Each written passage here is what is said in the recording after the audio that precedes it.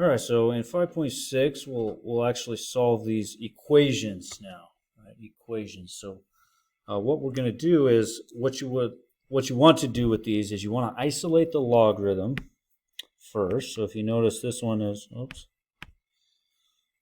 log base 2 of 3x. The logarithm is isolated. And remember again, who undoes log base 2? Who's its inverse? 2 to the x. So you could do this a couple different ways. You could use the inverse. You could go 2 to that side equals 2 to the 4th. 2 to that side. Because 2 log base 2 of 3x is just 3x. And 2 to the 4th we know is 16. And we divide both sides by 3. Okay.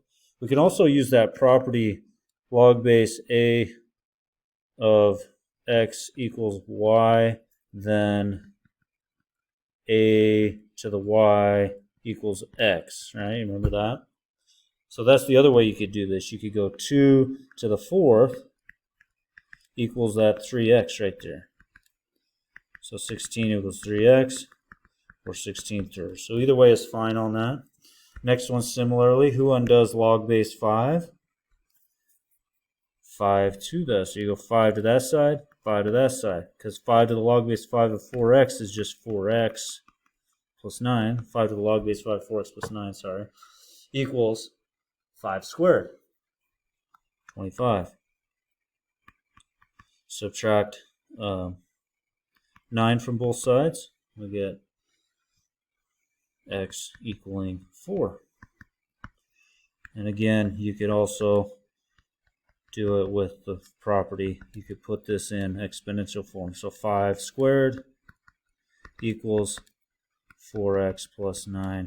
And you solve that and you'd still get x equals 4. Okay. All right, now this one, if you notice, you got that 2 in front. So you want to use that property where you bring that up first. And now notice they're both log base 7. Log base 7 of x squared equals log base 7 of x squared. So you know x squared's got to be equal to 16, right? But we could go ahead and undo them. So 7 to that side, 7 to that side. 7 to log base 7 of x squared is just x squared. 7 to log base 7 of 16 is 16. And then we'll go ahead and we'll solve that. So we got plus or minus 4. Now what you want to do is you want to make sure that they satisfy the original equation. So let's check negative 4. So I have 2 log base 7 of x equals log base 7 of 16. I'm checking negative 4. Well, as soon as you see log base 7 and negative 4, remember this is what log base 7 of x looks like. There is no negative 4. X has got to be positive, right?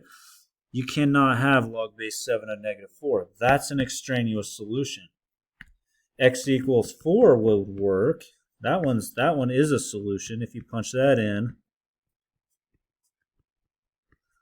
you can see, put that 2 up, log base 7 of 16 is log base 7 of 16. Sure enough, that works. So it's just 4. So you got to watch your extraneous solutions. You want to put them in and make sure that they still satisfy the domain of a logarithm, right? You can only have a log of a positive number.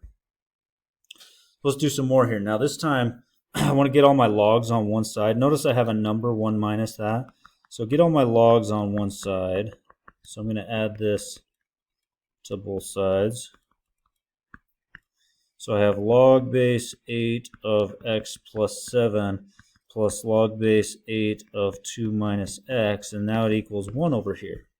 And what I'm going to do is I'm going to condense these so I can get it to be a single logarithm with the product property. So log base 8 of x plus 7 times 2 minus x equals 1. Now I'm going to undo log base 8. So 8 to that side and 8 to that side. So 8 to the log base 8 of x plus 7 times 2 minus x equals 8 to the 1. Now I'm just solving a quadratic at this point. So I'm going to go ahead and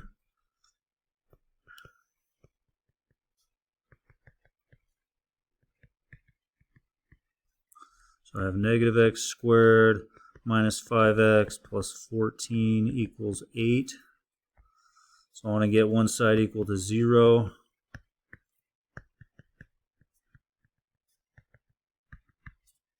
And take a negative out of each of those.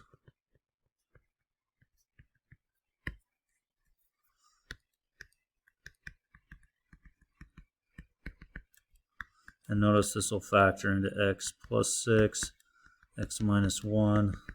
So we have x equaling negative 6, x equaling 1. Well, go ahead and check each of those. So I have, let's check the negative 6. So log base 8 of negative 6 plus 7. That's okay. That's log base 8 of 1 equals 1 minus log base 8 of 2 minus the negative 6. Well, that's 2 plus 6 over log base 8 of 8. That'll work out, right? And you can check that and say that works. It satisfies the original domain. Now let's go ahead and check x equaling 1. See if that one works. So log base 8 of 1 plus 7. That's okay. Log base 8 of 8 is 1 minus log base 8 of 2 minus 1. And that's true. Log base 8 of 8. 1 minus log base 8 of 1. Log base 8 of 8 to 1 is 1. Log base 8 of 1 is 0, so that's true. Sure enough, it works. So both of those worked. They both satisfy the original. All right, notice I got a plus here, so I'm going to use the product property again. Log base 2 of x plus 11 times x plus 7 equals 5. Now I'm going to undo log base 2 with its inverse, so 2 to that side, 2 to that side. So that'll undo it and leave us with x plus 11, x plus 7 equals 2 to the 5th is 32. Now I got to solve this quadratic. Plus 18x in the middle, plus 77. Subtract 32 both sides.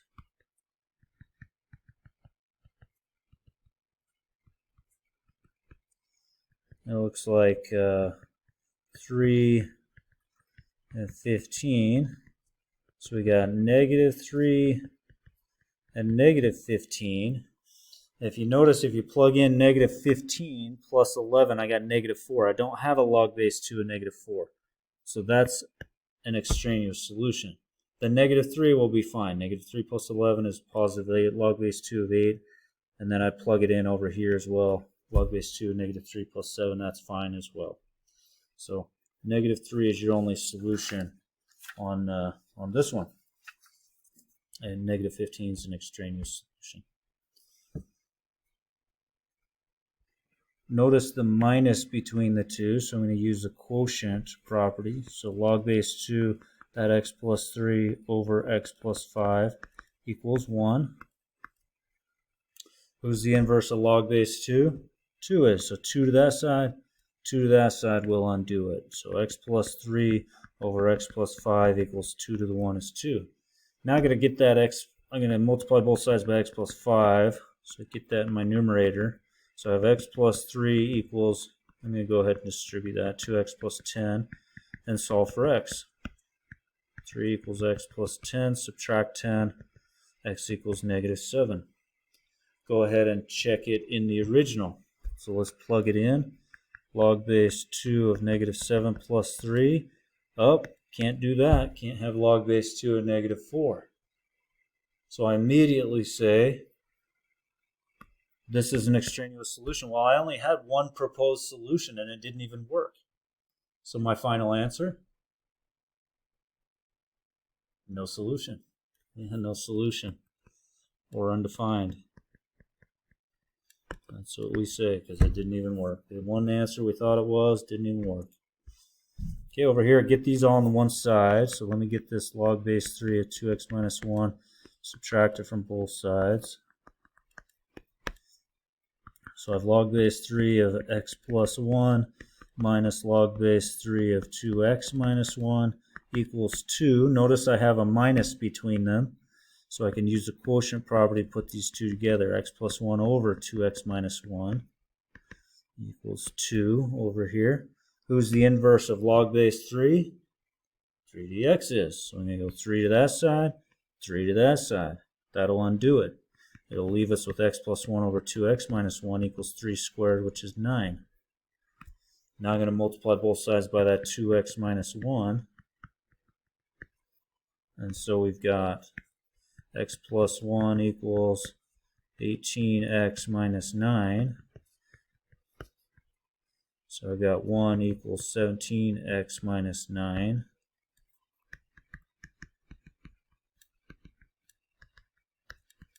Ten equals 17x divided by 17. So we got 17 over 10. Go ahead, throw it into the original. 17 tenths plus 1, that'll be okay. 2 times 17 tenths minus 1 will always also be okay on that.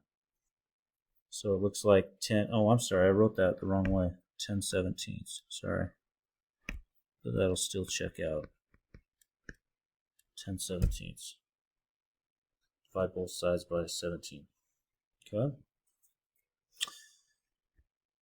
All right, this one's a little hairier. I got 3 terms I got to get together.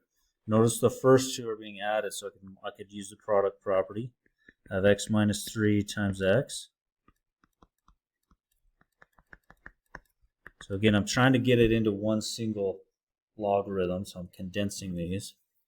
And now I have a minus between them, right? So I can do the first one, log base 2 of x, x minus 3, that's the top, and then the x plus 2 is on the bottom.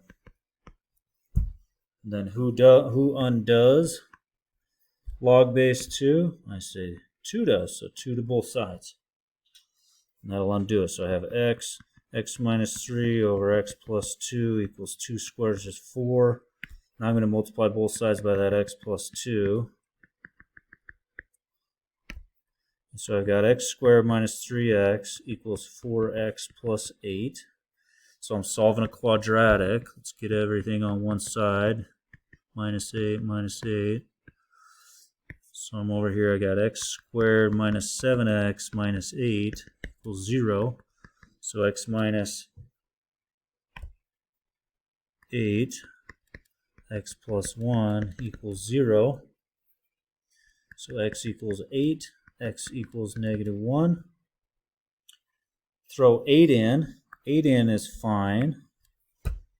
Log base 2 of 5 plus log base 2 of 8 minus log base 2 of 8 plus 2, 10. That'll be fine. That'll work. Now let's throw the negative 1 in. Well, negative 1 minus 3 is negative 4. I can't have a log base 2 of negative 4. I'm going to stop right there. I can't do that, right? And I'm not even going to finish checking it. I know that's an extraneous solution. Okay. All right, let's keep going here. Now we've got an exponential. 3 to the x equals 7. So who's the inverse of 3 to the x? Yeah, log base 3 of x. So what I'm going to do is I'm going to run log base 3 on both sides. This is one way to do this. So log base 3 of 3 to the x is x. So x is log base 3 of 7.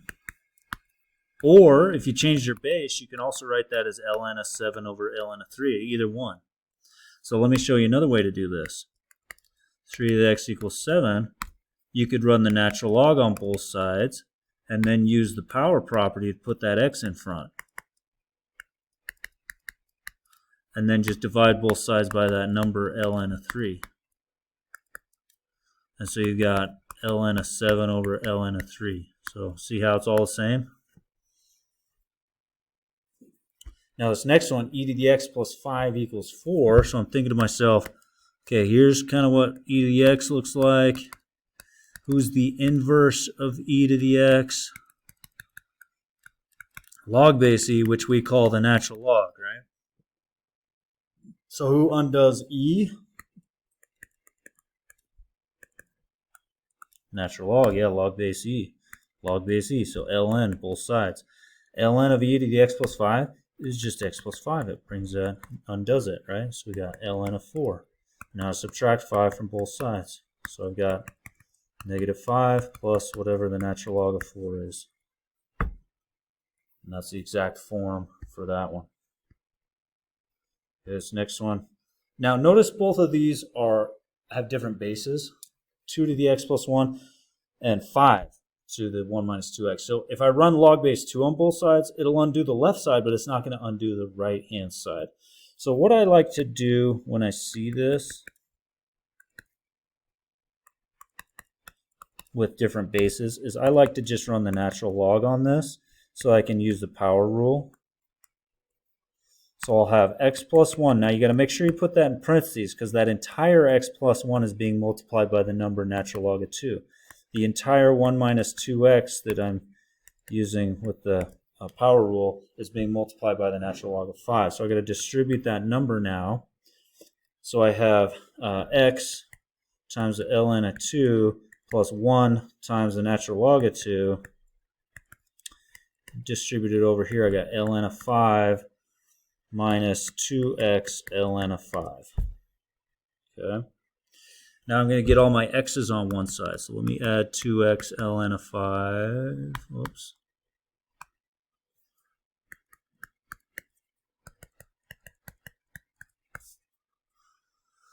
And let me go ahead and subtract this. Get the numbers on the other side. So I have x ln of 2. This is x times a number. And in fact, I'm going to write this next one as plus 2x ln of 5. That's x times the number 2 ln of 5. 2 ln of 5 is a number. Equals, and over here I have ln of 5 minus ln of 2. I did that so that you could see you could factor out an x. So I have ln of 2 plus 2 ln of 5.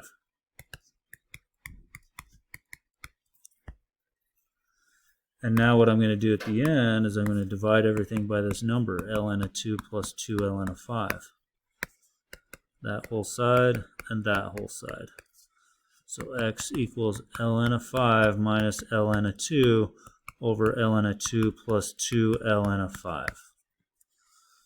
And or if you wanted to, you could also do it ln of 5 squared. In other words, ln of 25 right there, right? That's the same thing.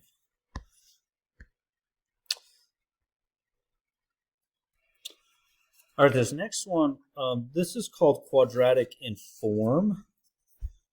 Quadratic in form. Maybe let me write it this way. This is the exact same thing. This is 3 to the x squared, because you're multiplying the x and the 2. That's still 3 to the 2x. Minus 3 to the x minus 72. So if you think about u being 3 to the x, this is the same thing as u squared minus u minus 72 equals 0. Well, we know that that'll factor, right? That'll factor into u minus 9, u plus 8 equals 0. Well, our u is 3 to the x, so this will actually factor. This is the same as 3x minus 9 times 3 to the x plus 8. All right, because this is quadratic in form. And you could FOIL that. If you FOILed it, you'd see that you'd get the original equation. But now that we have it in factored form, we can use our zero product property and say, well, 3 to the x minus 9's got to equal 0, and 3 to the x plus 8 has to equal 0. And then we solve those. Add 9, add 9. 3 to the x equals 9. In other words, 3 to the x equals 3 squared. So x is equal to 2. In other words, we could also log base 3 it, and we'd have x equaling 2. So there's one proposed solution that we can check in the original. And then we'll do this other one. Subtract 8, subtract 8. 3 to the x equals negative 8. Undo log base 3, so log base 3 on both sides. So x equals log base 3 of negative 8. There's no such thing as log base 3 of a negative number, right? Can't do that. So our only solution here is this x equals 2. And you could plug it into the original. You'd see that 3 to the 2 times 2, 3 to the 4th, 81, minus 3 squared, so 81 minus 9. Sure enough, is 72. 72 minus 72 is 0. So that x equals 2 does work for that. And that's the only solution there. Let's do another one here with this 2 to the 2x. So I'm going to write this as 2 to the x squared minus 7 times 2 to the x plus 12 equals 0. So if I let u be 2 to the x, this is like u squared minus 7u plus 12 equaling 0. And we know that factors into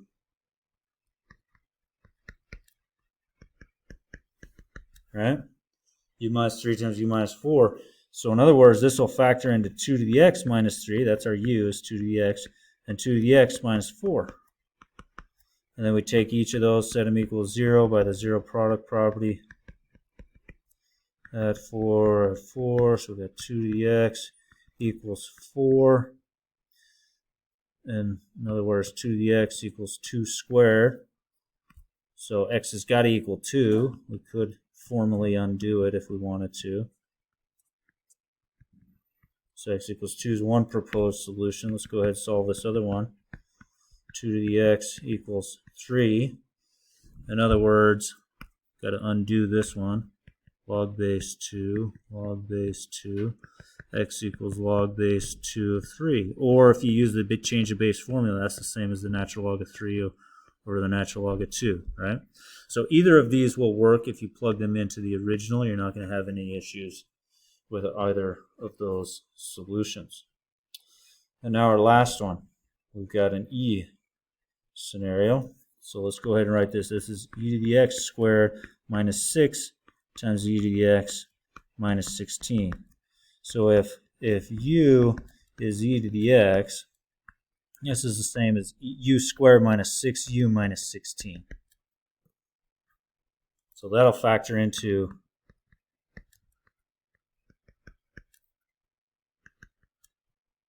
u minus 8u plus 2. In other words, this factors into u to the x minus 8 and e to the x plus 2.